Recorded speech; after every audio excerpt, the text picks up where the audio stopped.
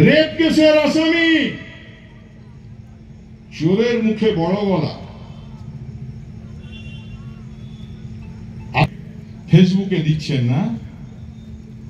যেদিন এই দুর্গাপুরের মানুষ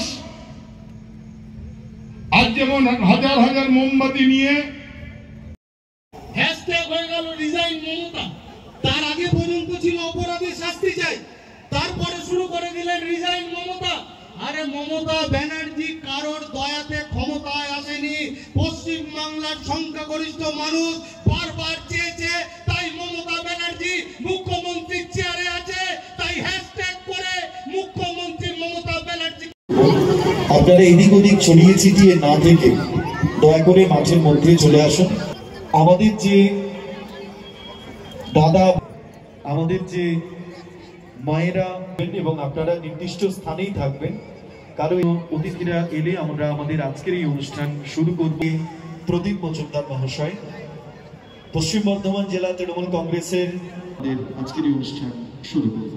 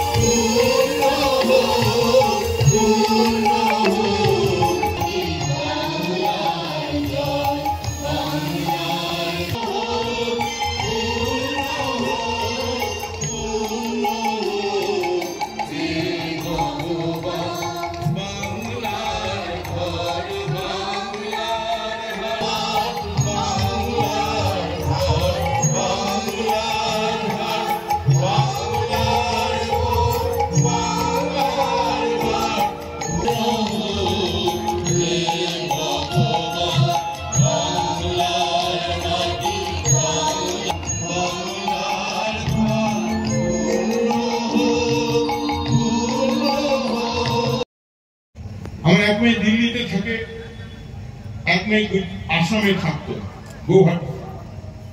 বিশ্বাস করুন, রাতের বেলায় কখনো যদি শুনতে পেতাম মেয়ের 103 জ্বর, সারা রাত ঘুমোতে পারতাম না।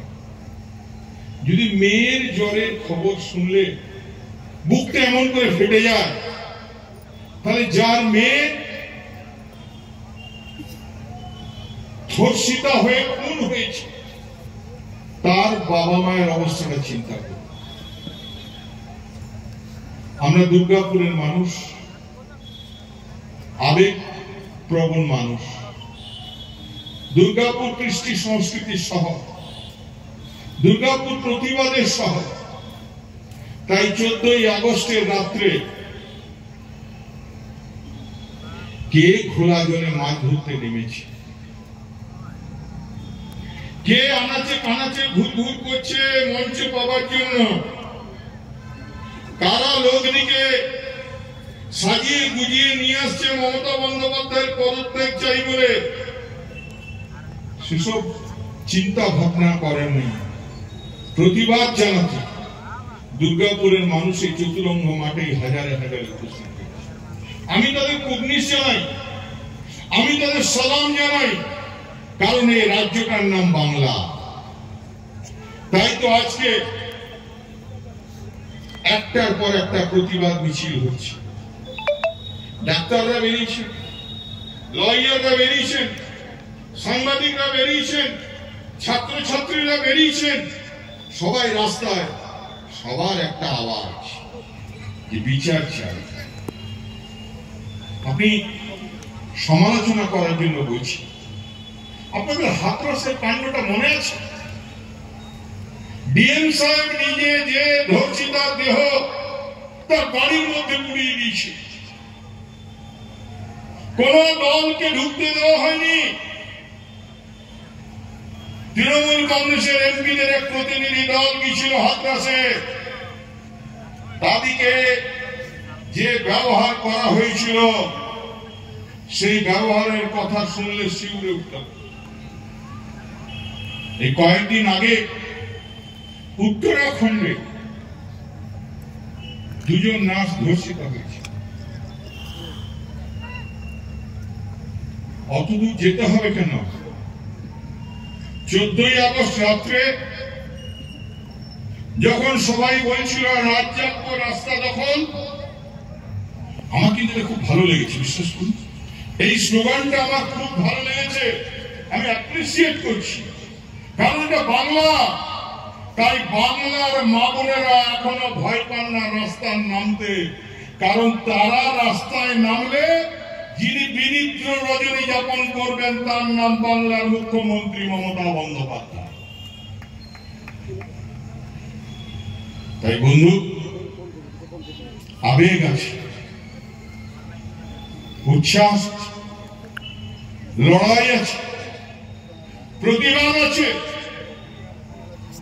কিন্তু বাংলার মানুষকে প্রতিবাদ করাটা শেখালো কে? মমতা বন্দ্যোপাধ্যায় 34 বছরের অপশাসনকে বাক্সবন্দী করে বঙ্গোপসাগরে জলে ফেলে দিয়ে বাংলায় নতুন স্বাধীনতা এনেছিলেন। মমতা বন্দ্যোপাধ্যায় কোন রাজনৈতিক দলের নেত্রী নন। মমতা বন্দ্যোপাধ্যায় একটা প্ল্যাটফর্ম, একটা প্রতিবাদের স্বরূপ। মমতা বন্দ্যোপাধ্যায় একটা মিথ, মমতা বন্দ্যোপাধ্যায় একটা জীবন্ত কিংবদন্তি। আমার বিরোধী বন্ধুরা কালকে নিশ্চয়ই বলবে, ফেসবুকেও লিখবেন, অবশ্যই লিখুন। আমি কিন্তু বলবো একটা কথা, এই মুখ্যমন্ত্রী খবরটা পাওয়ার পরে পুলিশকে বলেছিলেন দ্ব্যর্থহীন ভাষায় অবিলম্বে গ্রেপ্তার করতে হবে, আর ব্লুটুথের কানেকশন ধরেই হোক। বাংলার যে পুলিশ, কলকাতার যে পুলিশ, যাকে স্কটল্যান্ড ইয়ার্ডের সঙ্গে তুলনা করা হয়, সেই পুলিশ কিন্তু 20 ঘন্টার মধ্যে একজন অপরাধী তাকে কিন্তু ধরে এনেছে। আর আজ পর্যন্ত 7 দিন পেরিয়ে গেল, আবেগে উত্তাপে বাংলা এখনো আছে। সিবিআই এসেছে, মহামান্য আদালত বলেছেন অবিলম্বে দোষীদের গ্রেপ্তার করতে হবে। 120 ঘন্টা পেরিয়ে যাবার পরেও কোনো খবর নেই। আজকের জমায়েত, আজকে আমরা মোমবাতি হাতে সেই কথাটা জানান দিতে এসেছি। কলকাতার রাজপথ থেকে বাংলার মা, বাংলার নেত্রী, বাংলার প্রতিবাদের মুখ, বাংলার জাস্টিস মমতা বন্দ্যোপাধ্যায় ডাক দিয়েছেন, অপরাধীদের গ্রেপ্তার করতে হবে, কোনো কথা শুনবো না, ফাঁসি চাই। তাই তো আমরা যে প্রতীকী ফাঁসির মঞ্চ করেছি, যে অপরাধীদের সঙ্গে তৃণমূল কংগ্রেস নেই, অপরাধীদের তৃণমূল কংগ্রেস কোনো রেয়াত করে না। আমি সাধারণ মানুষকে বলবো, হৃদয় দিয়ে বিচার করুন। মমতা বন্দ্যোপাধ্যায়ের একটার পর একটা স্টেপ দেখুন। নির্যাতিতার বাড়িতে তার মা বাবার সঙ্গে দেখা করতে যে মমতা বন্দ্যোপাধ্যায় বলেছিলেন পুলিশকে, 7 দিনের মধ্যে যদি ঘটনার রহস্য উন্মোচন না হয় তাহলে আমি কেস সিবিআই কে দেব। এসেছে সিবিআই, কোর্টের ব্যবস্থাপনায় চলছে। আমাদের মুখ্যমন্ত্রী রাস্তায়